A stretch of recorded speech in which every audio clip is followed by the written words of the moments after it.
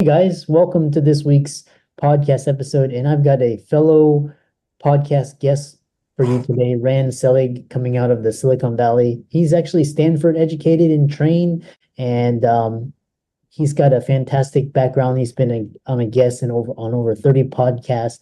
He's got an interesting, unique slant. He's going to delve into more of the how to, and I'm really happy to welcome Rand to the show. Welcome, Rand. Dr. Lou, it's a great pleasure to be with you today. Yeah, I love it when people address me formally, and I like to keep the podcast very informal. So all my friends call me Chris, and so start off by your journey. I know you have kids as physicians, and you have you're in entrepreneurship and business. So talk about you and how you got there, and how the audience can benefit from your presence today. Yeah, thank you. Well, I could start way, way back, but I think I'll just start with a decision to continue in my formal education by getting a master's in business administration from Stanford. And that was very powerful because it opened incredible doors. So I chose one of 13 in my class of 300 to go to Wall Street. In corporate finance, not in sales and trading, but in transactions, doing transactions for major corporations. And that's still what I do today, although 3 decades ago, I woke up and said, wait a minute, I'm an entrepreneur. I don't like meetings. So what does that mean? Should I become a forest ranger?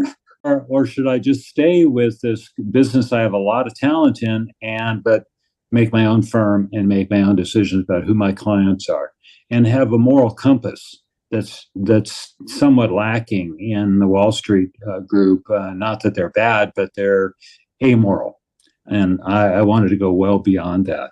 I built my company based on a series of principles, and it's led to a huge amount of success and an integrated life. And I think that is a huge part of this conversation. Yeah, I love that because you have experience and exposure to both sides. You got, the East Coast, you got West Coast, Silicon Valley. Stanford is no joke. It's really a very admirable and prestigious undertaking. So, we'll start it off, and because you are the author of Thriving, and I love this how you described and you're successful and you have that. So talk about what it means to thrive today's world. Well, thriving is a function of a number of things. I make a big point in my book that getting on the road to thriving is really all about making choices, unleashing this enormous power we have to make choices about, how we spend our time and who we spend our time with, what our habits are, and even our, even our feelings. So I've designed my own life, made many, many decisions on where to live, what to do, including, of course, starting my own firm. And I think other people can too. And in a kind of poetic way, I like to say that we can be the author of our own story, which has a little magic to it. Yeah. Yeah, I really love that. And because one of these things I love is because again, we define success here in the West as making a lot of money, having a large net worth, what we can afford, where we live. But why is it so important to define success on your own terms? Other countries don't have this, have less of a degree of this kind of rat race mentality. How can the listeners identify what truly enough means for them? Yeah, it is such a huge question for people, certainly in the United States, but increasingly around the world. The message is about success being very limited to an economic set of things is just not helping people at all.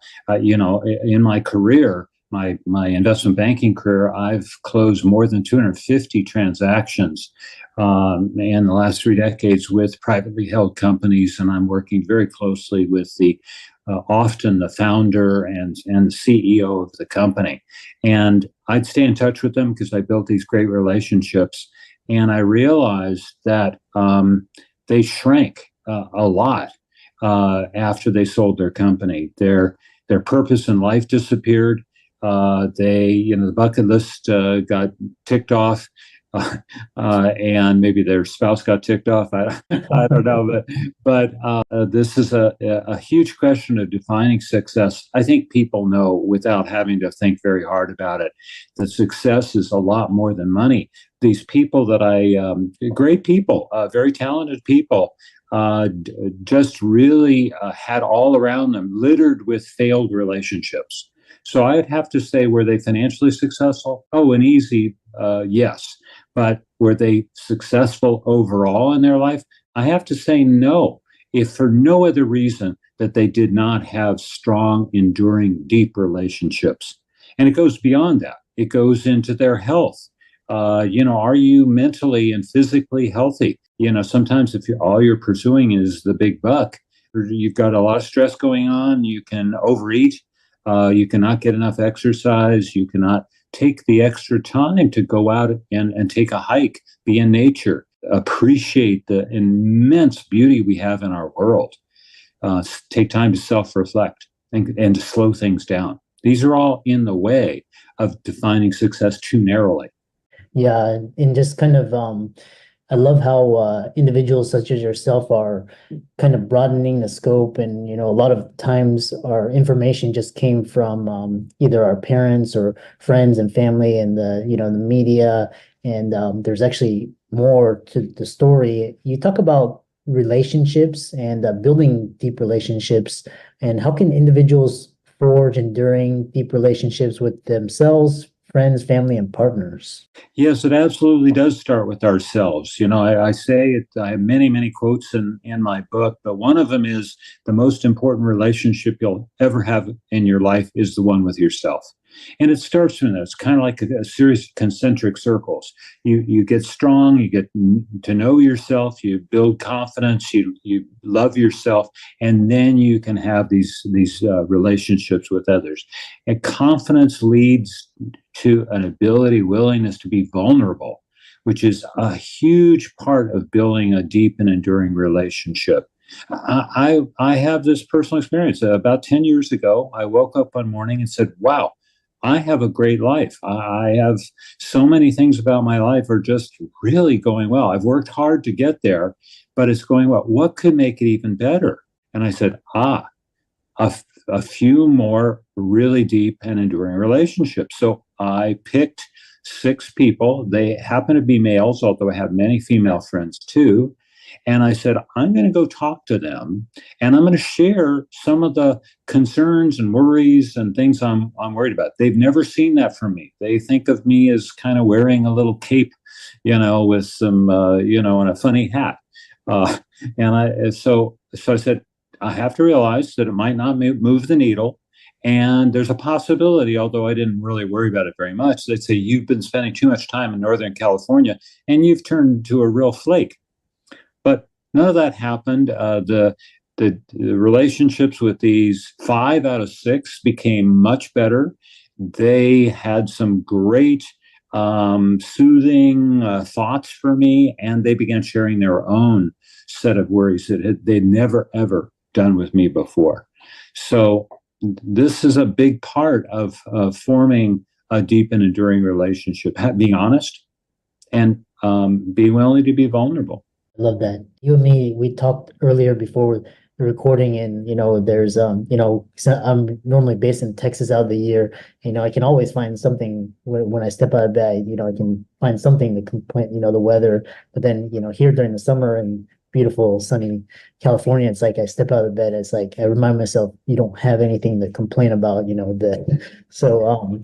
Moving on to emotional health and forgiveness. What it was so interesting is because I had a classmate that I went to college with, and now he's in the Valley as well. He took his company public, and he was telling me this epidemic of just he was saying that money makes you more of what you are. So if you are angry and mean, it'll make you even worse person. But if you're like generous and giving, it actually what are strategies for strengthening emotional health, and also letting go, forgiving, and stopping. You talked about people becoming really obese or getting into drugs or getting into alcohol, getting in trouble with the law. And also, getting divorced. I've seen that in my physician colleagues. I think, 7 out of 10 are, divorced now. So how do you address this?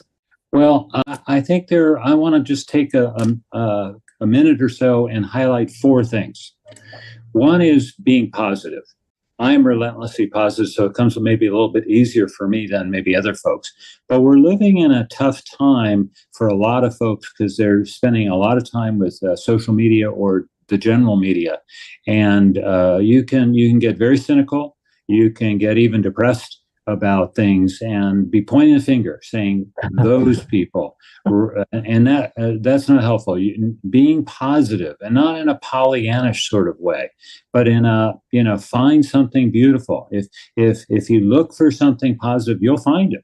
If you look for something not so attractive, maybe ugly, you'll find that too.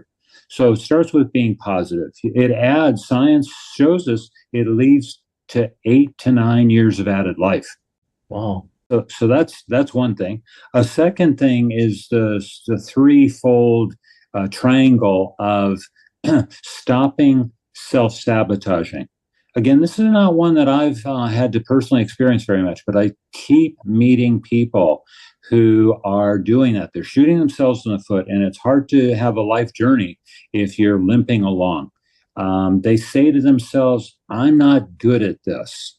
I can't do that. I'm not going to apply for that job. They won't even take my application. They don't even follow through with somebody who says, hey, let's have coffee together. Why? Because they think, well, they don't really mean it. Nothing's going to come out of that. Well, I say, even if there's only a 1 in 100 chance of something good happening, take that chance. What's the downside? So stop self-sabotaging. Second one is learning to forgive both other people as well as yourself. So what about the other people? Well, who has gone through life where they don't feel like they've been injured or insulted or offended in some way or another? It's got to be pretty rare. Maybe you're living by yourself on a mountaintop or something. So it could. So it really helps to take a look at that. And if the person's no longer in your life, maybe they're not on the planet anymore, you maybe write a letter and you say, here's what happened. I really, it made me feel terrible. I think you owe me an apology. And now I'm forgiving you. Unburden yourself. If it's the person still around, then I think you have to say to yourself, what role did I play? Did I play even a small role in this mess? There's a chance that you did. It may not have been a big thing, but a small chance of that. And it will help also to take a look, was this intentional or unintentional? Sometimes people just navigate along and they don't realize that what they were doing didn't work for you. And then you have to forgive yourself. And this is, again, being very honest. Nobody has to see you writing down all your mistakes, but turn your mistakes into valuable lessons. It'll help a lot. And then the third of these emotionally healthy things to do in my little triangle is just learning to let go. Now, this was really hard for me because I've been all about control. I've controlled so much in my life, and I think successfully so. But when I took a deeper look at it, I realized, what was I controlling? I was controlling four things about myself. I was controlling my attitude. I was controlling how much effort I put into something. I was controlling my behavior, and I was controlling my actions. Well, that counts for a bunch, but it does not account for all the rest of the people around me. And the best I can hope for there is that I have influence, and I can screw that up by doing some stuff, and I can expand it by doing other things. So those are four. I actually like doing a little exercise, Chris. We could do this together. I say, okay, hold up your fist, and you're holding on something you'd really like to let go of this, but you haven't been able to. So you see your knuckles. You see your knuckles there. You're holding on so hard they're white. Okay, turn your fist over. You're saying to yourself, I'd like to let go of this, but I can't. I haven't been able to. More white knuckles. And then one day You say, no, I'm powerful. Maybe I read Rand's book on thriving. I'm a powerful guy. I open my fingers, I open my thumb, and all of a sudden your hand rises because you've let go of this heavy weight and it's no longer a big burden. You're no longer carrying these heavy rocks in your backpack through your life journey. Yeah, I really like that. You know, this concept of forgiving and letting go, it's very counterintuitive because it's like so easy to do, but it's so hard to do. But once you do it, it's like very freeing emotionally. The next kind of, you know, moving on is this talking about just lifelong learning. And you know, a lot of people, you know, we have this arrival fallacy, but why do you think it's important to become lifelong learner, and how can one fully accept mistakes and turn them into valuable lessons? Well, there was a study done a number of years ago that said there's seven personal qualities that lead to life satisfaction and achievement. So I typically take a pause then because people say, okay, I want to know more. Well, one of those seven is being curious. Being curious is hugely important. One, it makes life really a lot more fun if you're curious. And think about a trip you took. But what made it fun? Well, because you were, you know, seeing new things, eating different food, hearing people speak differently, maybe wearing different clothes. It kind of makes it fun. So being curious is important. And being a lifelong learner is, of course, a part of being curious. Being a lifelong learner is so important because we are changing as we go through life. The world around us changes. So we just get on with this idea of being a lifelong learner and being curious. There's an added bonus to being curious, and that is in terms of conflict resolution. So you think about a time when you were butting heads with somebody. They were talking about something. You said, "This is I don't agree with that, and I think it's gobbledygook." You can get yourself into a big problem in that conversation and maybe hurt the relationship overall. But if instead you say, "Well, let me be curious. Hey, Chris, I'm curious. Actually, you can use that word. I'm curious. Why do you think that? How did you get to you know be the way you are about that?" And you don't have to change your view, but you can be open and listen carefully to what they have to say. And they may actually turn around and say, well, and why are you where you are? So it's a way of actually maybe bridging and finding something in common without getting into a big disagreement and a lot of pain. You know, one of the things is just traveling around the world, it kind of forces you to let go of your preconceived beliefs about just the world and, you know, just kind of let it unfold. Because I notice when I go back home, I'm like kind of my old patterns and beliefs kind of set in. So, you know, I try to stay away from home as much as possible just so I can like kind of breathe this fresh air. I know how really interesting. I know a lot of guests or hosts invite you back for second and third and webinars. You know, talk about how people can find you and follow you in your book as well, and then and any last parting words. Well, I appreciate that question. I actually yesterday just Googled Rand Selig, and I was delighted, a little shocked. My wife was going, "Really? I guess you really are a real person." There was 16 pages of things. A lot of them are the podcasts and interviews and so on. So you can easily go to there. Just Google Rand Selig. You can also go to Amazon. Amazon, the big behemoth, has my book in three formats: hardback, ebook, and paperback. And hopefully later this summer, early fall, I'll have the audiobook. I'll announce that, of course. It's also in all the independent bookstores, so you can get it, you know, all over the place there. The other thing to do is to go to my website. Lots of great information there, and that's www.randselig.com.